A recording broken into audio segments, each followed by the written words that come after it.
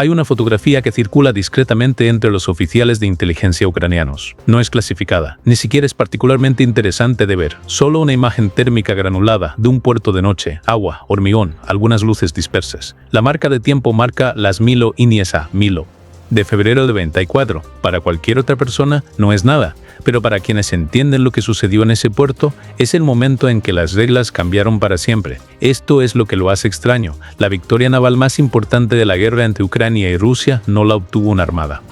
Ucrania no tiene una. En realidad no. Ni destructores, ni portaaviones, ni siquiera una flota de submarinos en funcionamiento. Y sin embargo, esa noche de febrero, hundieron un submarino ruso de clase Kilo valorado en casi $50 millones, un buque diseñado para ser invisible, intocable, un agujero negro para el sonar. La paradoja no es solo que Ucrania ganó, es cómo ganó. Porque el arma que destruyó al submarino nunca le disparó directamente. La batalla terminó antes de que el submarino siquiera supiera que había comenzado. Esta es la historia de la noche en que la guerra naval moderna murió silenciosamente en el Mar Negro, y casi nadie se dio cuenta. Si quieres ver más videos como este, asegúrate de darle a me gusta, suscribirte y activar las notificaciones. Realmente ayuda a que el canal crezca. Para entender por qué este momento fue importante, debes entender que reemplazó. Durante siglos, el poder naval se basó en el tamaño. Cañones más grandes, blindaje más grueso, mayor desplazamiento, acorazados, grupos de portaaviones. La lógica era simple: dominar la superficie, controlar el mar.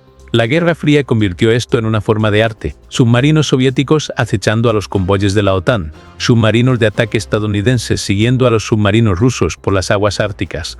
El sigilo se convirtió en todo. Y la clase Kilo fue la obra maestra de la Unión Soviética en esa filosofía. Revestimiento de casco engomado, propulsión diésel eléctrica, operación casi silenciosa. La OTAN los llamaba agujeros negros, porque una vez que se silenciaban, desaparecían del sonar. No se podían encontrar. No se podía rastrearlos. Ciertamente, no se podía destruirlos a menos que se tuvieran submarinos propios, redes de sonar propias, una infraestructura de detección multimillonaria. Ucrania no tenía nada de eso. Cuando la flota rusa del Mar Negro desplegó sus submarinos de clase Kilo, Baby 307 Rostov del Don, Baby 301 Novorossiysk, Baby 301 Kolpino, se daba por sentado que habría total impunidad.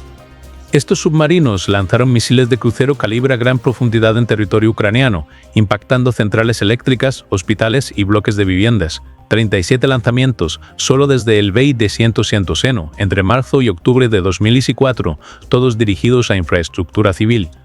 Y Ucrania no pudo hacer nada al respecto, o eso parecía, porque mientras Rusia pensaba en acero y sonar, Ucrania pensaba en información. Esto es lo que se pasa por alto en el ruido táctico. No se trataba de una operación militar, era matemática. El conjunto de sonares Saria, que protegía el puerto de Novorossiysk, costó $65 millones. El submarino que debía proteger costó 40 y 50 millones. En conjunto, más de $50 millones en capacidad defensiva y ofensiva. La respuesta de Ucrania, menos de $50.000. Un dron de superficie. 3 drones Espegó más pequeños. Una terminal Starlink. Un explosivo Rex, un designador láser. Todo ello oculto bajo pescado congelado en la parte trasera de un camión que cruzaba la frontera con Georgia. La relación de costes es casi obscena, aproximadamente 10.000 a 1. Pero aquí está la cuestión de la asimetría. No se trata solo de ser más barato, se trata de ser más inteligente. Y lo que Ucrania entendió, quizás mejor que cualquier fuerza militar en la historia moderna, es que en la era de los sensores y las redes no se destruye al enemigo. Se destruye su conciencia. Saria no era solo un sistema de sonar, era la mirada del puerto, su capacidad de saber. Una vez que desapareció, el submarino dejó de estar protegido, simplemente era caro y estaba solo. La operación fue elegante en su simplicidad. Fase 1, destruir la red. 2 drones Phoebe, con 15 kilos de explosivos cada uno, impactando contra subestaciones eléctricas. Novorossiysk se queda a oscuras. Saria se reinicia, 80 segundos de ceguera. Fase 2, destruir la mirada.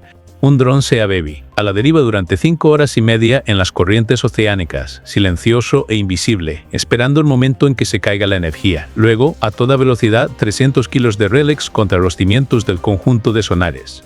La explosión pulveriza 6 grupos de hidrófonos, corta las líneas de fibra óptica y derrumba 44 toneladas de hormigón sobre el lecho marino. El puerto ahora está sordo, y en algún lugar, a 11 millas de distancia, otra sombra comienza a moverse. Subsea Baby, el mini submarino, no es un arma en el sentido tradicional. Es un argumento que sostiene que la inteligencia puede sustituir a la masa, que el software puede reemplazar al acero. Pesa 2.200 kilos. Un submarino de la clase Kilo pesa 20-30 toneladas. La disparidad es irrisoria. Pero Subsea Baby tiene algo que el Kilo no tiene. Sabe dónde está y este desconoce su existencia. Este es el nuevo cálculo de la guerra. Subsea Baby no busca con pulsos de sonar. Escucha, sensores pasivos, imagen térmica, una cámara Quartrec que puede ver mediante luz bioluminiscente. Y una IA entrenada, con miles de firmas acústicas, capaz de identificar el zumbido de un generador diésel a 2,4 kilómetros. Encuentra al B-1071 Colpino cargando sus baterías a 40 metros, completamente inconsciente. Y entonces hace lo que solían hacer los submarinos de la Guerra Fría, se desliza hacia los deflectores, el punto ciego tras la popa donde el propio ruido de la propulsión del submarino enmascara todo lo demás. La tripulación rusa no tiene ni idea. Están siguiendo el protocolo, realizando comprobaciones previas al lanzamiento para un ataque de calibre programado para dentro de 47 minutos, un ataque que nunca ocurrirá. Cuando Subsea Baby finalmente acelera, con los propulsores a plena potencia, 21 en 31 segundos, las advertencias llegan demasiado tarde. El submarino necesita 40 segundos para virar. Tiene 18, la carga hueca no solo penetra el casco, borra la lógica que hacía seguros a los submarinos. La explosión desencadena una cascada, los torpedos detonan, el casco presurizado se rompe y el buque se parte en 3 secciones en menos de 4 segundos. En la superficie, una columna de agua estalla, las lanchas patrulleras rusas corren hacia ella, pero no hay nada que salvar. El submarino ya se hundía a más de 1020 metros, dejando un rastro de escombros y sedimentos. Y así, sin más, el depredador más temido del Mar Negro desapareció. Esto es lo que sucedió después. Nada, ningún anuncio importante, ninguna conferencia de prensa dramática. Ucrania confirmó la muerte discretamente. Rusia no lo reconoció en absoluto durante semanas. La guerra continuó, las líneas del frente apenas se movieron. Pero entre los estrategas navales algo fundamental había cambiado, porque no se trataba solo de un submarino. Se trataba del futuro de los submarinos, del poder naval, de toda la lógica de los activos caros, centralizados y difíciles de reemplazar en una época en la que un dron de $50.000 puede destruir un buque de 40 millones de dólares. Piensen en lo que Ucrania demostró esa noche. No necesitas un sonar si puedes destruir primero el sonar del enemigo. No necesitas una armada si puedes hacer que el océano sea transparente mediante sensores e inteligencia artificial. No necesitas igualar el gasto de tu enemigo si puedes superarlo en inteligencia. Esta es la incómoda realidad con la que se enfrentan todas las armadas del mundo. La armada estadounidense, el plan chino, la Marina Real. Todas ellas construidas sobre las mismas premisas que las grandes plataformas, portaaviones, submarinos, destructores, pueden sobrevivir porque son sofisticadas. Pero la sofisticación no es defensa contra la información, y la información en 2024 ya no es monopolio de las superpotencias. Todavía hay 2 submarinos de la clase Kilo en la flota del Mar Negro, el Byway 337 Rostov del Don y el Byway 301 Novorossiysk. No han lanzado un misil calibre desde febrero. No es que no puedan, es que Rusia ya no sabe cómo protegerlos. Patrullas más intensas. Ucrania puede esperar nuevo sonar.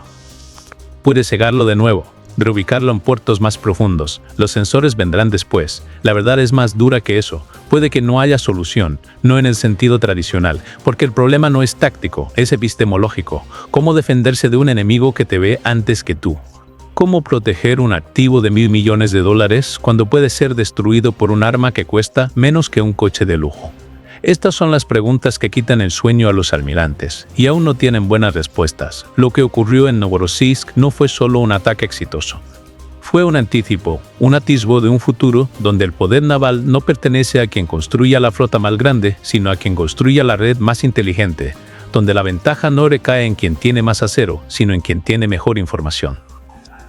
Y esto es lo que debería aterrorizar a toda potencia militar tradicional. Ucrania no inventó esta capacidad, la improvisó con drones comerciales, con componentes estándar, con ingenio nacido de la desesperación. Si ellos pueden, ¿quién más? El submarino sigue ahí abajo, en algún lugar del lecho marino del Mar Negro, partido en 3, una tumba para 38 tripulantes, un monumento al fin de una era, y en las oficinas de inteligencia de toda Ucrania, esa foto térmica granulada aún circula. Un puerto de noche. agua, hormigón, algunas luces dispersas, el momento en que cambiaron las reglas y el momento en que nadie supo cómo volver a cambiarlas.